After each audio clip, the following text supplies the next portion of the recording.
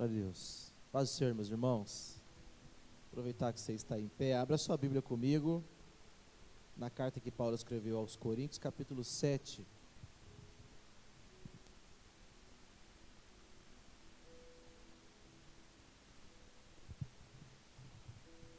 Capítulo 7, do verso 1 até o 9 nós vamos hoje expor a palavra do Senhor. 1 Coríntios capítulo 7, do 1 ao 9 diz assim: Quanto ao que me escrevestes, é bom que o homem não toque em mulher, mas por causa da impureza, cada um tenha a sua própria esposa, e cada uma o seu próprio marido. O marido conceda à esposa o que lhe é devido, e também, semelhantemente, a esposa ao seu marido. A mulher não tem poder sobre o seu próprio corpo, e sim o marido, e semelhantemente, o marido não tem poder sobre o seu próprio corpo, e sim a mulher. Não vos priveis uns aos outros, salvo talvez por mútuo consentimento, por algum tempo, para vos dedicardes à oração, e novamente vos ajuntardes, para que Satanás não vos tente por causa da incontinência. E isso vos digo como concessão, e não por mandamento. Quero que todos os homens sejam tais como também eu sou. No entanto, cada um tem de Deus o seu próprio dom. Um, na verdade, de um modo, outro de outro. E aos solteiros e viúvos digo que lhes seria bom se permanecessem no estado em que também eu vivo. Caso, porém, não se dominem, que se casem, porque é melhor casar do que viver abrasado. Amém. Pode se assentar, meu irmão. Não foi de propósito que eu escolhi essa mensagem para hoje, não é? Hoje é o dia comemorado no Brasil, somente, né, o dia dos namorados. Há o dia mundial aí dos namorados, que é outra data, não me recordo agora, mas o Brasil é o único país que comemora no dia 12 de junho, não é? Uma questão comercial, que inclusive, curiosamente, quem mudou o dia dos namorados para o dia 12 de junho foi o pai do João Dória. Depois você dá uma pesquisada lá. Ele que inventou esse negócio. No resto do mundo, todo mundo comemora outra data, né? Que eu esqueci, já passou, né? Mas o pai do Dória inventou isso. Coisa horrível, né, gente? Políticos se meterem em data comemorativa. Mas vamos lá para esse texto da palavra de Deus. A carta aos Coríntios, não é? Vários problemas nós temos abordado aqui, e agora nós temos mais um. E nós sempre falamos da carta em que Paulo escreveu aos Coríntios, mas existe uma carta em que os coríntios escreveram para Paulo. E aí, provavelmente, aqueles irmãos citados lá no final da carta de 1 Coríntios, capítulo 16, lá no verso 17, nós temos 3 nomes, né? Estéfanas, Fortunato e Acaico. São os homens que provavelmente levaram não só a primeira carta que Paulo escreveu aos Coríntios, mas a carta que os coríntios também trouxeram para Paulo. Eles tinham algumas dúvidas, não é? Algumas questões que eles queriam que fossem resolvidas, e aí eles escreveram para Paulo e enviaram essa carta junto, né, com uma oferta. E o conteúdo dessa carta diz respeito a casamento e a alimentos sacrificados a ídolos. E por que havia essa dúvida com relação aos irmãos? Você pode achar muito inocente, muito boba essas perguntas que eles fizeram aqui, mas você só vai entender a profundidade desse texto se você compreender como funcionava a cabeça de um grego e de alguém que tinha uma filosofia grega por trás da sua criação, por trás da sua erudição. Os gregos tinham uma mente dualista. Havia 2 realidades para o povo grego. Uma era espiritual e a outra era a realidade material. A realidade espiritual era a realidade perfeita, era a realidade sublime, magnífica, pura, santa. E tudo aquilo que é material, tudo aquilo que é físico é impuro, é pecaminoso, é destrutivo, é ruim. Tudo que é material para o grego, uma visão aristotélica, é apenas um espelho, uma sombra de uma realidade espiritual que há por trás daquilo. Então, para os gregos, o que era mais importante era aquilo que estava no campo espiritual. O corpo para eles de nada servia. Tudo aquilo que era material para eles não tinham valor no sentido salvífico, alguma coisa importante que poderia contribuir para a elevação espiritual ou salvação deles. Então, eles não davam muito destaque para as coisas materiais nesse sentido. Por isso que eles se entregavam às luxúrias e às paixões e às concupiscências da vida sem nenhum peso na consciência, porque é a minha carne mesmo, isso aqui vai ficar aqui, o importante é o meu espírito que está elevado, que está conectado com o eterno, com o sagrado e tal, o que eu faço na carne não importa, não é? Era essa a visão grega. E aí imagina só, os coríntios se converteram, foram para a igreja, mas a filosofia grega ainda enraizada nos seus corações permaneceram. E os irmãos queriam ser puros, queriam ser mais santos, queriam ser mais devotos a Deus, mais tementes ao Senhor. E parece que a pergunta deles aqui está girando justamente em torno disso. Como eu posso ser mais espiritual e viver essas coisas da carne ao mesmo tempo, como casamento, como comer comida, como se alimentar, não é? E aí, o que nós fazemos aqui para poder interpretar a possibilidade de entender o que os coríntios perguntaram, a gente faz aquela mesma atividade que nós fazemos quando a gente está ouvindo alguém ao telefone, não é? Você está ouvindo alguém conversando e você não sabe o que a outra pessoa está dizendo, não é? Você só está ouvindo ali a pessoa que está do seu lado. E baseado no que a pessoa que está do seu lado responde, mais ou menos você sabe o que a outra pessoa perguntou, não é? Não é assim? E aqui nós vamos fazer a mesma coisa, o mesmo exercício, porque pela resposta que Paulo está dando, parece que as questões levantadas pelos coríntios aqui são no mínimo duas, e uma está relacionada a casar ou ficar solteiro, né? É como se eles perguntassem: Paulo, o que é mais espiritual? Casar ou ficar solteiro? O que é mais espiritual? E aí Paulo vai responder, primeiro, que casar ou ficar solteiro são duas possibilidades e são duas maneiras de glorificar a Deus, e nós devemos glorificar a Deus independente dessa escolha. Ou você casa ou você fica solteiro, e em ambas essas possibilidades você pode viver para a glória de Deus e honrar ao Senhor, não é? E Paulo começa aqui: quanto ao que me escrevestes, é bom que o homem não toque em mulher. Por que Paulo está falando isso? Está falando isso baseado num contexto de perseguição, de vida difícil, de ambiente hostil ao cristianismo. Imagina você com família, com crianças, com esposa grávida, com mulher. Jesus mesmo fala no Sermão do Monte, né? Ai das grávidas, como que ela vai correr, como que ela vai fugir naquele dia, com aquela barriga enorme, não consegue nem andar direito, quanto mais correr de um exército. Então, o que Paulo está dizendo aqui, que é nesse ambiente, é melhor um homem não casar, não é? O problema não é a mulher e nem o homem, é nesse contexto, é melhor o homem viver só, que ele pode entregar a sua vida inteira para o Senhor. Paulo mesmo diz, a mulher solteira cuida das coisas do Senhor, mas a mulher, quando ela se casa, o que ela tem que fazer? Ela tem casa para cuidar, ela tem filhos para cuidar, ela tem marido, ela tem responsabilidades do lar. E uma mulher que não se casa tem maiores condições de se dedicar às coisas de Deus, não é? É esse paralelo que se traça. Então Paulo está falando, nesse contexto, é melhor vocês ficarem solteiros, não é?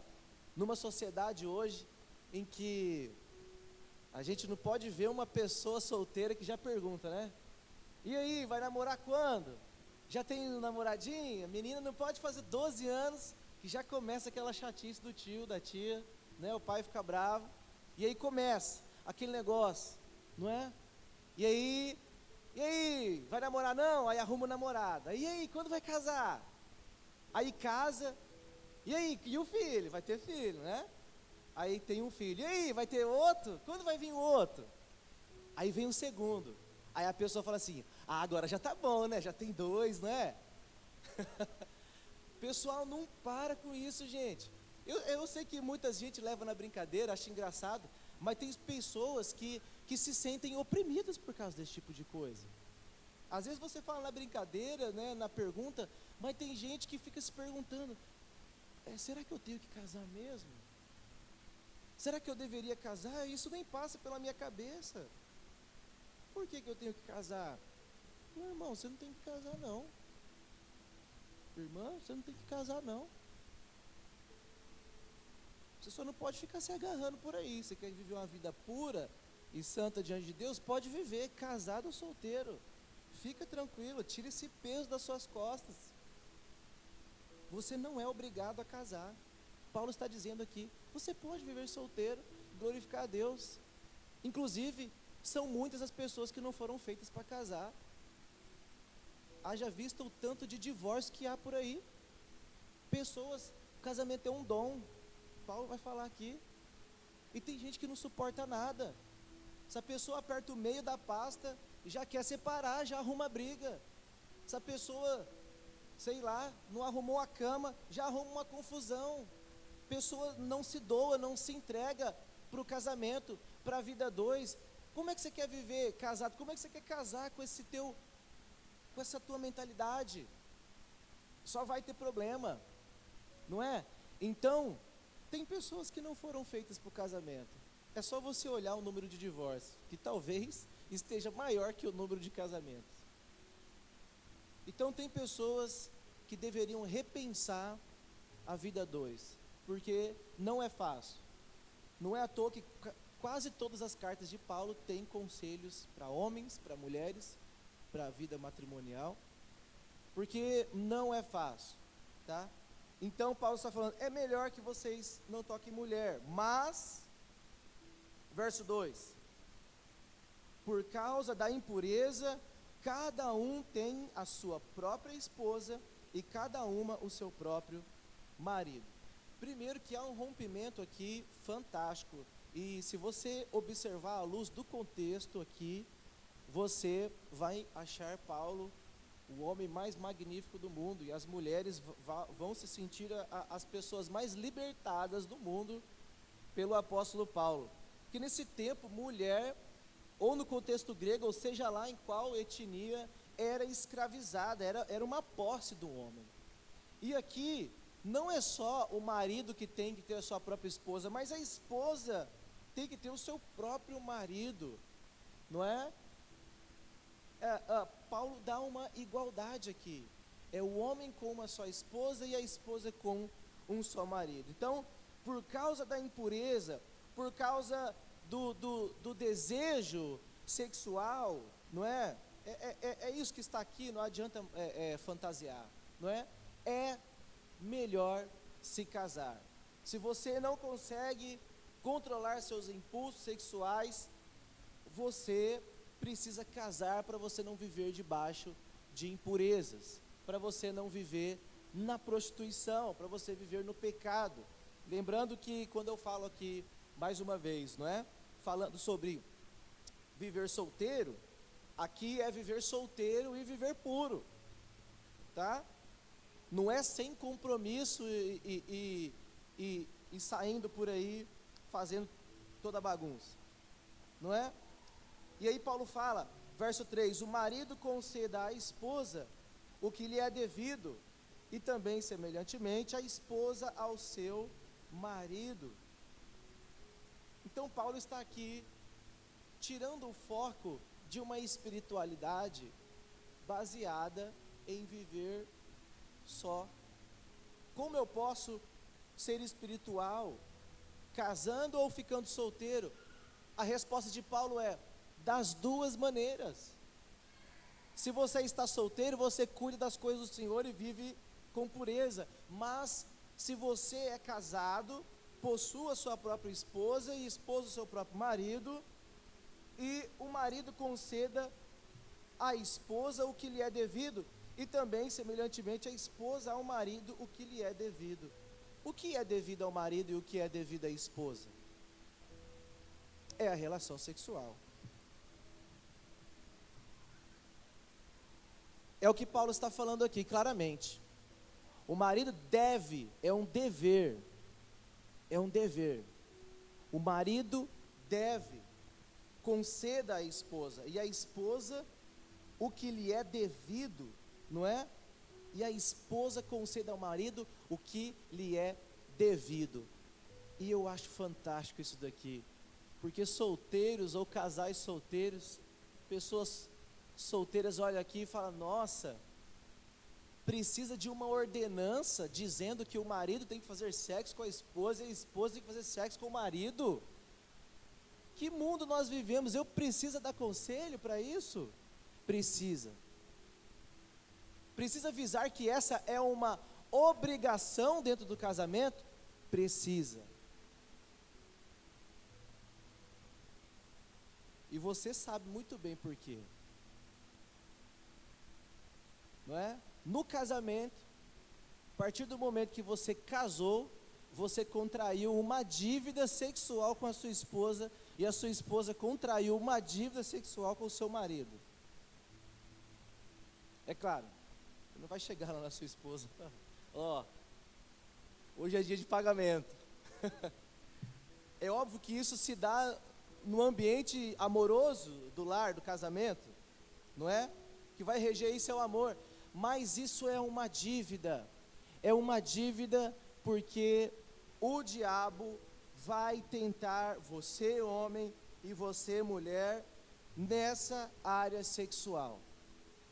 Não fica achando que tentação sexual é coisa de solteiro, não, tá? Se você acha que solteiro é tentado sexualmente, você não viu casado, meu filho. Você está achando que o diabo acha lindo o casamento? Ele quer destruir o casamento. E de que maneira? Interferindo naquilo que você mais deveria fazer e não faz com a sua esposa. A mulher conceda ao marido, o marido à esposa. E aí ele fala: não se priveis. A pergunta aqui, a próxima pergunta talvez, em que os irmãos têm, está a partir do verso 5. Quero ser mais espiritual. Posso me abster de relação sexual no casamento? Esse negócio de relação sexual, Paulo, essa coisa da carne, a gente tem que orar. Espiritual. Esse negócio de se envolver, sabe? Isso é coisa que vai ficar aqui. A gente tem que pensar no espiritual, a gente tem que pensar no eterno, a gente tem que pensar no transcendente. E Paulo fala: não é bem assim. O verso 5: não vos priveis uns aos outros, salvo, talvez por mútuo consentimento, por algum tempo, para vos dedicardes à oração e novamente vos ajuntardes, para que Satanás não vos tente por causa da incontinência. Incontinência sexual no casamento é uma arma poderosa do diabo. E não é só na área de adultério físico, não. Tá? Um homem ir lá se sentir tentado por outra mulher porque não tem prazer sexual em casa, ou a mulher do mesmo jeito. Existem várias outras formas que o diabo usa para suprir essa carência sexual do homem e da mulher.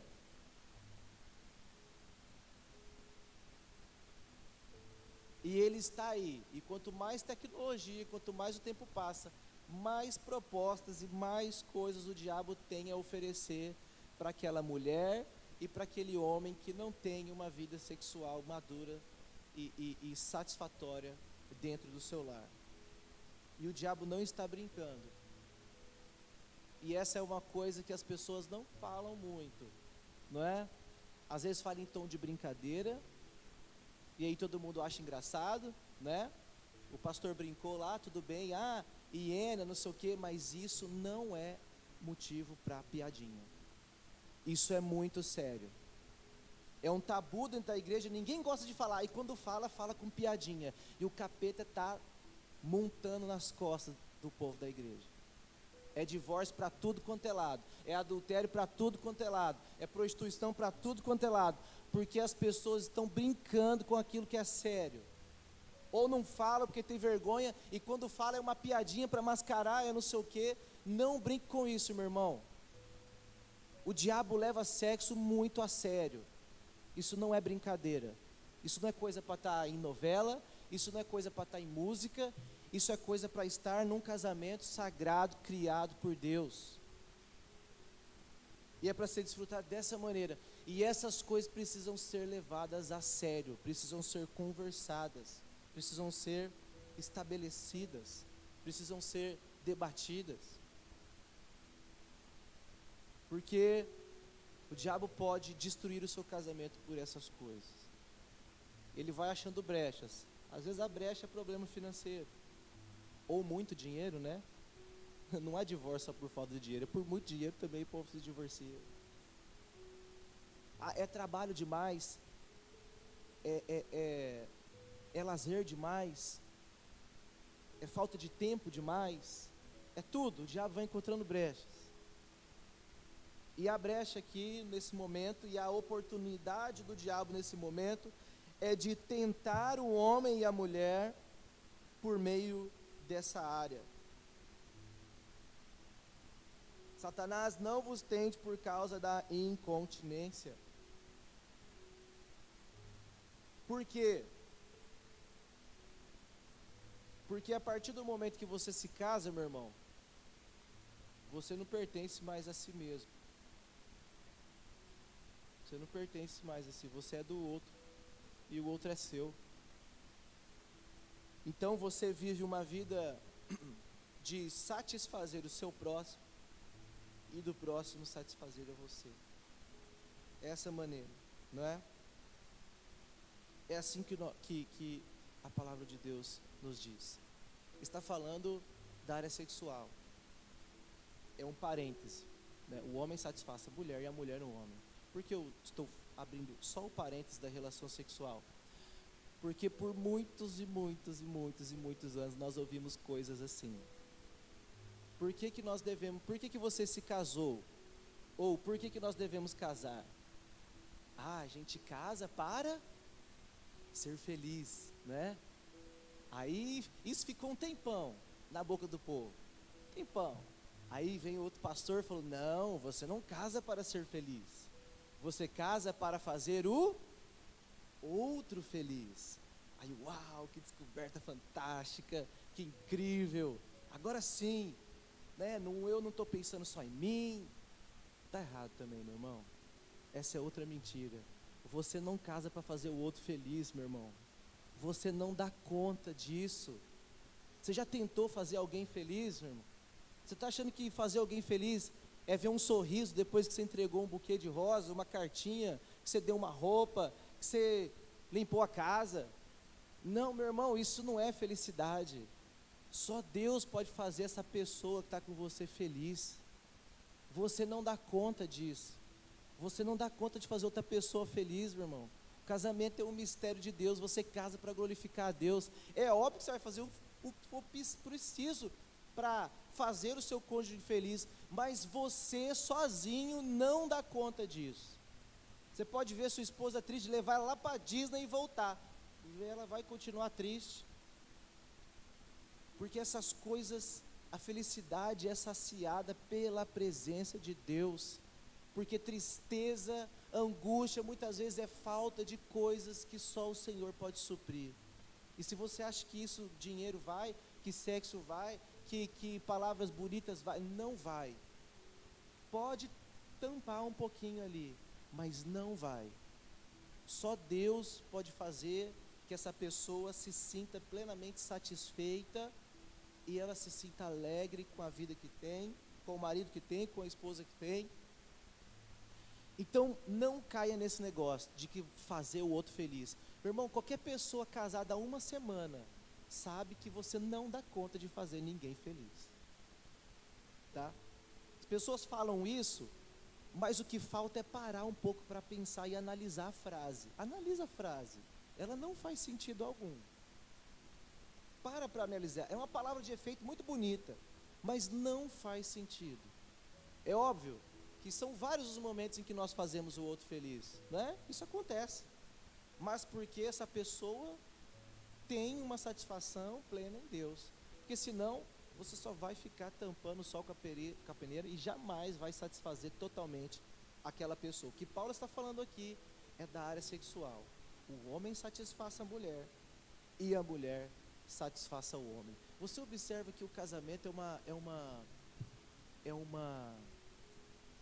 é um ambiente onde você nunca faz nada pensando somente em si, ou primeiramente em si. Relação sexual é para o outro. A vida é sua, primeiro pensando no outro. Então, você percebe que você não vive uma vida de autossatisfação. Não é à toa que toda relação sexual que é feita buscando prazer próprio é uma relação pecaminosa. Seja ela dentro ou fora do casamento. Se você não busca a satisfação do seu cônjuge, ela é uma relação pecaminosa. Não foi assim que Deus criou. E é o que Paulo está falando aqui, ó. O homem satisfaz a mulher satisfaz o homem. E ele está dizendo, olha, isso eu vos digo como concessão, ou seja, é a minha opinião, e não por mandamento. Qual é o mandamento aqui? De vocês se absterem de relação sexual por algum tempo, não muito, para se dedicar à oração, ou ao jejum, ou a alguma atividade espiritual. Mas isso tem que ser por consentimento, a mulher tem que concordar, o homem tem que concordar, tem que ser algo decidido pelos dois, não é? E aí, Paulo continua, quero que todos os homens sejam tais como também eu sou. No entanto, cada um tem de Deus o seu próprio dom, um na verdade, e de um modo, outro de outro. E Paulo estabelece aqui esse dom que é viver uma vida a dois, ou também viver uma vida de santidade solteiro, o que também é possível, tá? Mas lembrando que é uma vida pura, não é uma vida cheia, né, de contatinhos. Viver o solteiro é para a glória de Deus, viver o casado é para a glória de Deus, tanto um como o outro. Paulo está falando aqui que é um dom. Tem gente que tem o dom de viver só, vive bem, feliz, agradando a Deus de maneira pura e santa, vive glorificando a Deus. Tem gente que vive assim.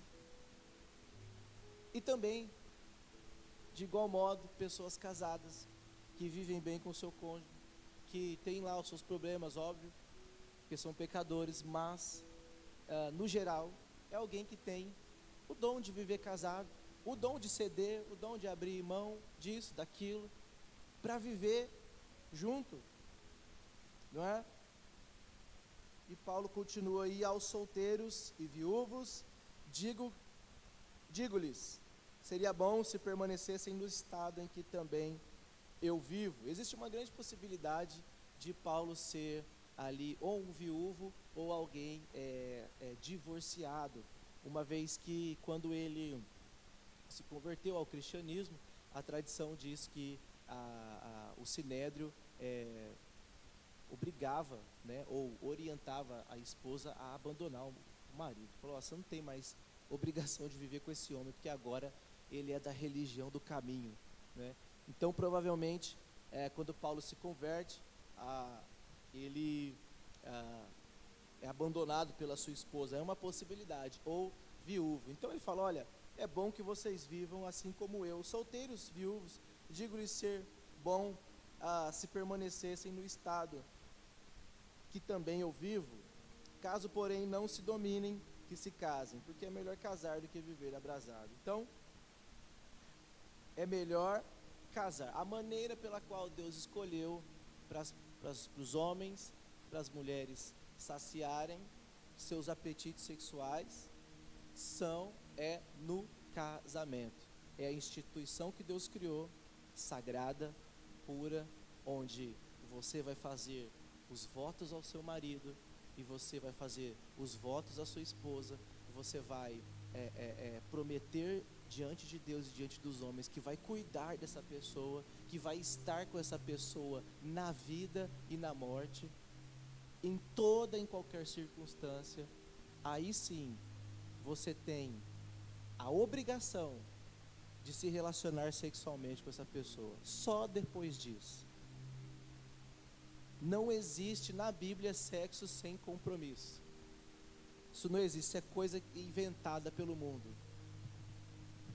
Existe toda uma estrutura criada até chegar nesse ato. Por quê? Porque a relação sexual envolve muitas coisas.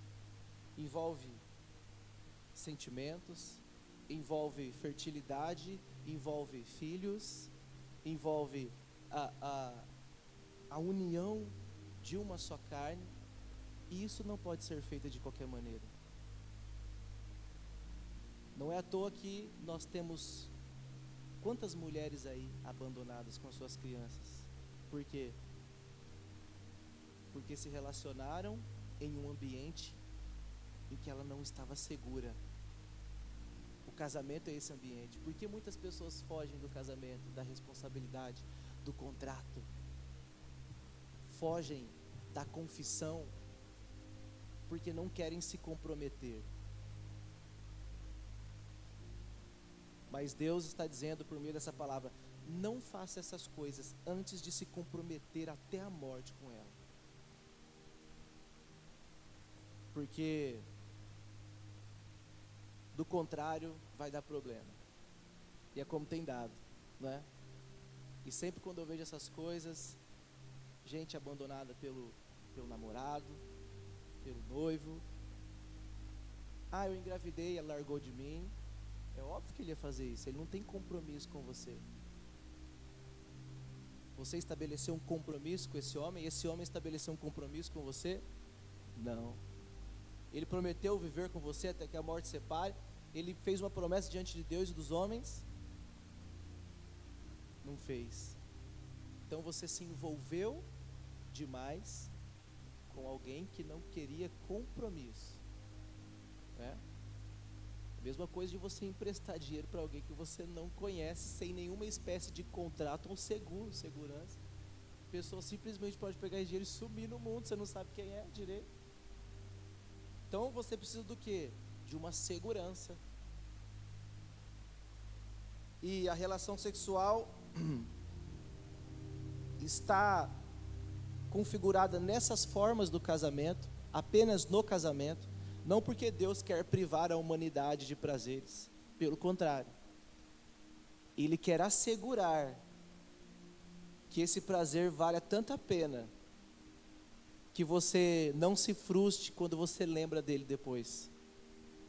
Fala: se eu soubesse, eu não tinha entrado naquele carro. Se eu soubesse, eu não tinha ido na casa do fulano. Se eu soubesse, eu não teria feito aquilo. Porque as pessoas vivem sem esse enlace que o Senhor criou. E aí quando elas querem o prazer sexual da maneira com que elas acham que deve ser, dá problema. Tudo que foge do padrão criacional, meu irmão, vai dar problema. Não, mas a gente vive junto, vai dar problema. Não, mas ele é fiel, vai dar problema. Se ele é tão fiel assim, faz ele casar com você, casa com ele. Por que ele não quer casar? Por que essa moça não quer casar? Então, você observa como Deus criou as coisas perfeitas, mas o diabo busca deturpar e os homens estão caindo nessa deturpação das coisas criadas pelo Senhor. Então guarde isso, meu irmão. Você não precisa ser casado ou solteiro para ser espiritual. Pode ser, tanto casado quanto solteiro, pode glorificar a Deus com a sua vida pura e santa. E você não precisa abrir mão de uma vida sexual para ser espiritual. É claro que você acha isso, né? Mas às vezes você também não precisa abrir mão de alguma coisa que você faz na sua carne, que você acha que deveria abandonar para servir a Deus, né? Tem tantas pessoas que têm uma mentalidade assim também, assim como os cristãos de Coríntios, ou os de Colossos, que Paulo fala, não é? Que vocês não comem isso, não comem aquilo, não fazem isso, não fazem o outro, mas tudo isso daí não tem poder contra a sensualidade. Vocês estão abrindo mão de se vestir, de comer isso, de comer aquilo, de ir isso e em tal lugar, mas como que está aquele desejo, aquele impulso sexual dentro de você? O fato de você abandonar, você não ir pescar, você não ir jogar bola, você não ir ver aquilo, isso não tem poder contra a sensualidade. Paulo está falando, tem coisas que você não precisa abandonar para ser mais espiritual, meu irmão. Você vê como um problema que aconteceu há mais de 2000 anos atrás está mais perto de nós do que a gente imagina. As pessoas ainda continuam pensando que abandonar certas coisas do corpo vai fazer ser mais espirituais, não é? Não estou falando das práticas pecaminosas que feitas por meio do corpo, que a palavra já condena. Essa você conhece bem, todos nós conhecemos bem, não é? Mas há muitas práticas por aí, há muitas atividades por aí que muitas vezes são condenadas por cristãos, e a resposta é, para ser mais espiritual, para parecer mais cristão, para parecer mais servo de Deus. E Paulo está falando, isso não tem poder contra a sensualidade. Isso não vai acabar com os seus impulsos pecaminosos. O que vai acabar com os seus impulsos pecaminosos é conhecer a palavra, como foi lido aqui, e praticar. Aquele que ouve as minhas palavras e as pratica. Foi comparado a um homem, não é? Que fez a sua casa fundamentada na rocha. Vieram a chuva, correram os rios, sopraram os ventos e com grande ímpeto sobre essa casa. O que aconteceu? Ela não foi abalada, porque estava firmada na rocha. É assim que nós devemos estar, firmados na palavra de Jesus Cristo. Amém? Fique de pé, vamos orar, meus irmãos. Nós já vamos passar para a ceia do Senhor.